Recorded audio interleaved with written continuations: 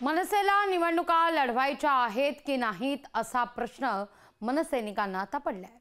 कारण लोकसभा निवडणूक न लढवण्याचा निर्णय घेतल्यानंतर आता मनसेनं कोकण पदवीधर मतदारसंघातून देखील माघार घेतली आहे। अभिजित पानसेंनी जाहीर केलेली उमेदवारी भाजपसाठी मागे घेतली आहे।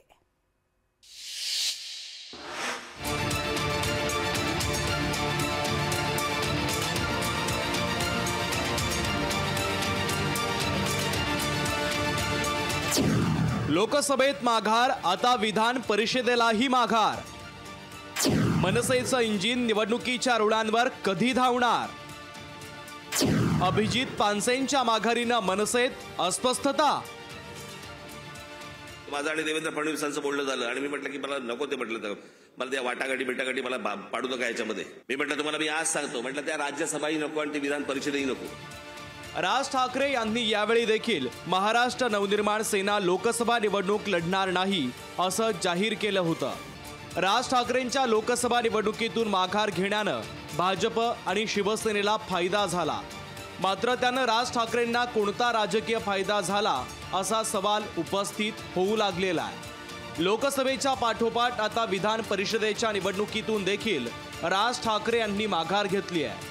कोकण पदवीधरसाठी गेल्या दीड वर्षापासून तयारी केलेल्या अभिजित पानसे यांनी भाजपसाठी आता माघारी घेतली आहे। राज ठाकरेंसाठी माघार घेतल्याचं अभिजित पानसे यांनी म्हटलं आहे। आमचा पक्ष हा आदेशावर चालतो। मला आनंद आहे की पक्षाने मला एक आदेश दिला, तो आधीही पाळला होता आणि आजही अत्यंत आनंदाने पाळला। परंतु किंतु काहीही माझ्या मनात नसतं। राजसाहेबांनी उडी मारायला सांगितलं की उडी मारणार। त्यामुळे आज मी आज फॉर्म भरायला जाणार होतो, तर पदवीधरमधून महाराष्ट्र नवनिर्माण सेनेने आज फॉर्म भरायचा नाही, माननीय देवेंद्र फडणवीसजी यांनी केलेल्या विनंतीला सन्माननीय साहेबांनी मान दिलेला आहे।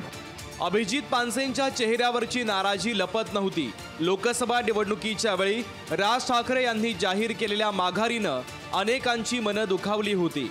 यावेळेस भाजप नेत्यांनी वाटाघाटी करून मनसेला माघार घ्यायला लावली आहे। राजसाहेबांनी आज असा निर्णय घेतलेला आहे की ते आमचे अभिजित पानसे हे या निवडणुकीचा अर्ज भरणार नाहीत। आज सकाळी निरंजन डावखरे आले होते इथे आणि त्यांनी राजसाहेबांचा आशीर्वाद घेतलेला आहे आणि त्या निर्णयावरती आज आता शिक्कामोर्तब झालेलं आहे आणि आमचे अभिजित पानसे निवडणूक लढवणार नाहीत आणि निरंजन डावखरे हे भाजपतर्फे उमेदवार असतील।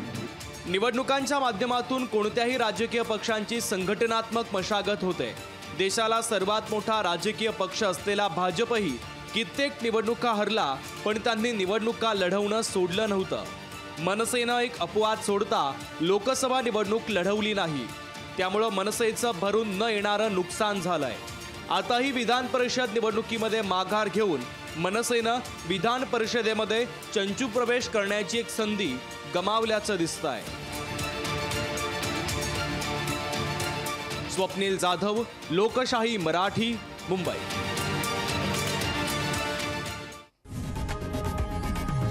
लोकशाही मराठी ऐका, पहा, जागरूक रहा।